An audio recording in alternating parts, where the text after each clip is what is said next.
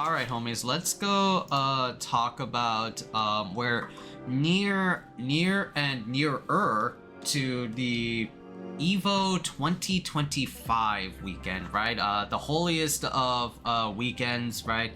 We're gonna be seeing nothing but fighting game goodness, not just in terms of matches, but also in announcements and press interviews for upcoming games, upcoming updates of the like. Right now it's like 7/18, so yeah, we're definitely we're on July 18th. And we're gonna be 2 weeks from EVO 2025. But speaking of EVO, right, we definitely need to talk about the EVO registration numbers, the final registration numbers. These are like all the people that have legit signed up and are actually competing, right? Not just participating. So let's take a look into that and discuss the numbers, Mason. What do they mean? The numbers, Mason.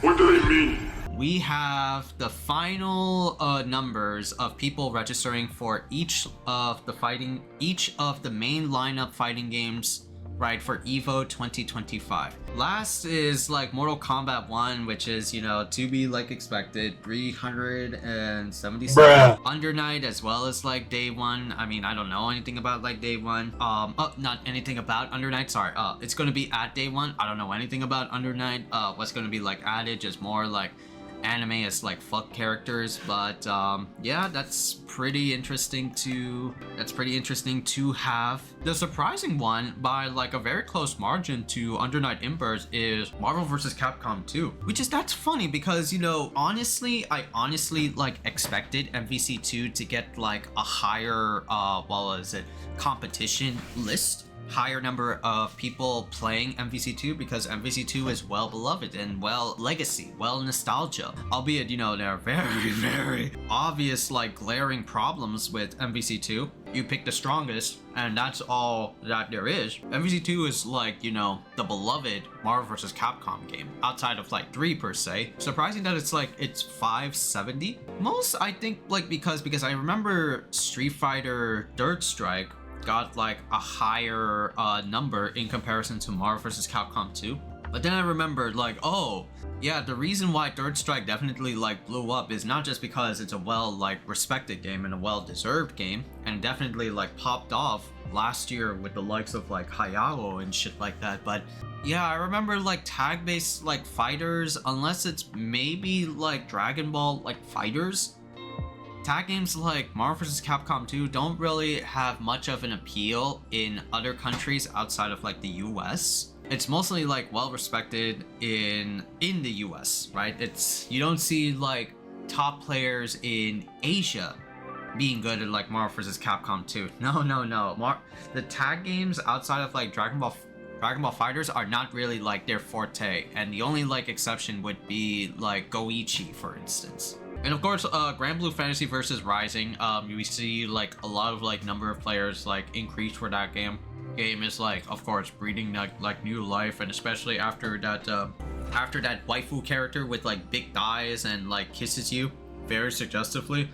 Oh boy, yeah, the Gooners rise and definitely contributing to the numbers and the entries for Grand Blue. And then we have like the top 4, and these will be like the prime time Sunday games, right? First off the bat would be Guilty Gear Strive, 1.5k. Yeah, game is like slowly like entering not really like final phases. A lot of people are speculating that it's going to be like in its final phase. Future is like really like uncertain, because we've heard like news about a new Guilty Gear Strive game was going to be like developed by Arc System Works, but then it was reported to be shut down. So that's very like unfortunate. So maybe there could be signs. I could think there could be signs of like a season 5 after the Lucy like update, which is going to be like revealed here. But yeah, like I just don't vibe with Guilty Gear Strive anymore, unless it's like maybe like a Leo or a Viking or a Johnny or things like that. We pretty much see just like the the ultimate like Strive matches that there are showcased in these top 8s for Strive. Happy Chaos, things like that, right? Happy Chaos just all the time anywhere. You'd see like a couple of you know, bright stars like Nitro and Y with Jacko, right? That's really like cool. But yeah, I just not been like keeping up with like Strive per se. Nothing really like exciting me for Strive as of like yet. Third is like, I'm really like surprised about this, you know, both positive and negative, is Fatal Fury City of the Wolves by a very like close margin. Now this is like, it's really cool.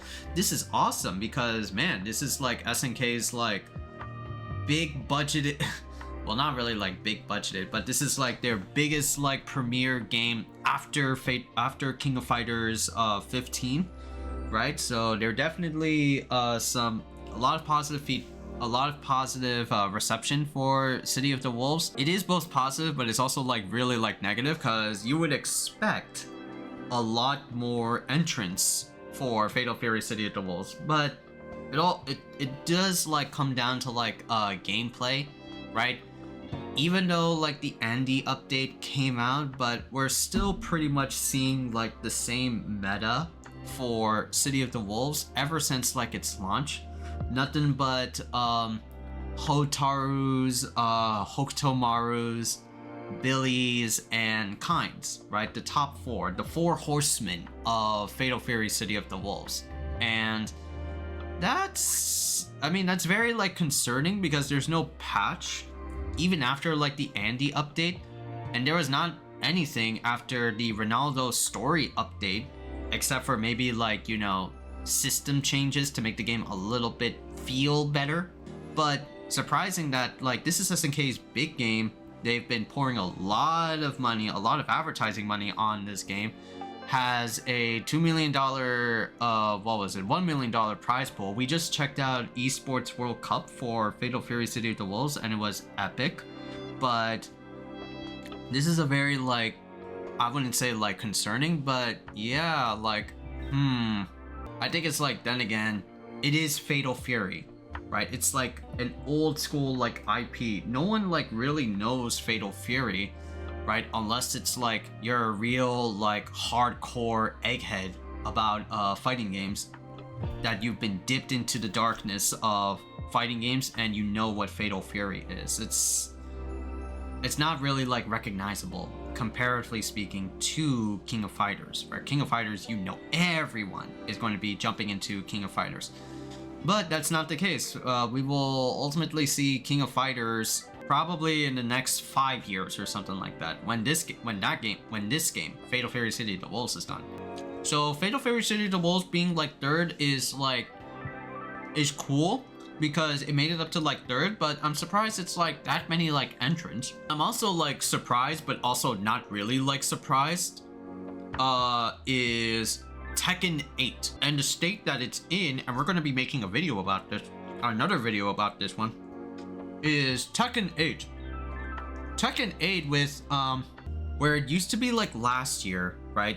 These are the number of entrants from last year of from EVO 2024, and Tekken 8 was like year 1, right? This is like season 1. 4,646. That number has gone down by like almost over a half. Now it's 2,521 entrants for for EVO of 2025 this year. Obviously, the most expected outcome of why the number is like more than half of the entrants participating in Tekken 8, Season 2, bro. You have like the most outrageous patch there is for Tekken that left a majority of the community in a stink, in a funk, even to the point that it made like the Steam reviews for Tekken 8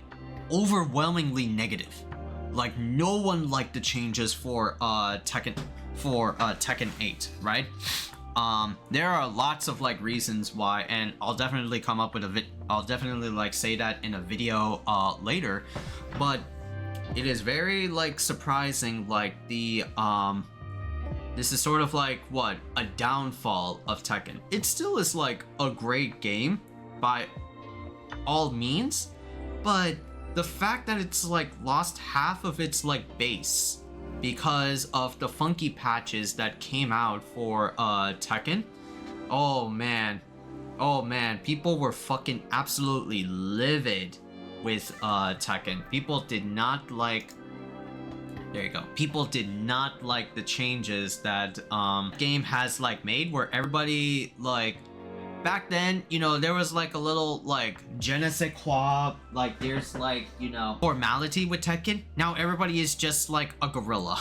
Now everybody just like throws out shit like willy-nilly here and there, things like that. Like it's just like, what the fuck, dude? I'm not like surprised at like Tekken 8's like fall. I am also like surprised because, you know, the large like downfall. I would expect it to be like 3K. Like, yeah, man, Tekken is still fun to like learn to play. It's still the favorite like homie game in like my friend circle, you know? But dude, there are just so many things that just like exhausting to say about Tekken. And number one above all is like Street Fighter, a very like small decrease from last year. Game is like pretty much the same. I think the game is like doing pretty solid well. They just announced like their swimsuit edition for their characters, like Marvel Rivals. We got Elena patch, and everybody got like buffed and nerfed, right? So a whole new season in the mix. Hopefully we'll see that mix in EVO. And we're gonna be getting Sagad in August 5th. So pretty surprising, pretty curious on what they're gonna be like showcasing. I explained like most of like the reasons why the numbers are like, you know, very small. There is like a big contributing factor of like, yeah, the numbers are way less than before, and it's not necessarily like, you know, like a game's fault like per se. You know, we can identify, you know, some games, again, we can pretty much come up with reasons of why there are limited number of entrants, but I think like the biggest issue going on of like why there are low entrants than, let's say, comparatively to like last year, IRL politics, right? The current administration going on like right now with what's going down with like California, and what's been happening with like Texas especially, and just a lot of other issues and things that, once again, the administration has been like doing in the US and has been just like fucking up and just completely, you know, I'm trying to like not make it like too political, but it's just like dire straits. One of the big reasons why there's like these small, not small, but very drastic like changes into the number of entrants for EVO. It still is going to be like popular, right? If you can afford money to, you know, go to like a plane and watch EVO and compete, or just like watch like in general, then it should be like a fun time if you can like afford it. But like still, bro, especially what's been like going on, and especially with like visa problems, right? Yeah, this is like very like, it's not that good looking. Whereas comparatively, we've seen in EVO 2024 and EVO 2023, we had like large pools of players, right? Just like making it into like EVO and witnessing a spectacle event where all nationalities come in and just enjoy the craft, enjoy like what they love. Now in this dire like strait, right? Like now I don't know if even like Arslan Ash can like compete. I don't even know if like, you know, the young blood of Latin America, who is it, Dark Angel, rocking like that Terry is going to be in this like tournament for Fatal Fury. All of like our favorite players, they could be like barred access because of what's been going on in like in our administration, and it sucks. And it sucks. Fighting games should be like, you know, loved and respected and admired no matter what you are, or like, or who you are. But because of like what it is, it's like that's like one big reason why. That's like, you can try to like ignore it or avoid it, but that's like the reality of like the situation. Yeah, it is a low number, but that's like a reason why it's like a low number. We're still gonna be like watching it, see the most optimal way we can like watch EVO, right? It's not gonna be like 1 or 2 years ago, right? EVO like at its like peak. But hey, you know, it's like, oh, okay, this is like what we can do.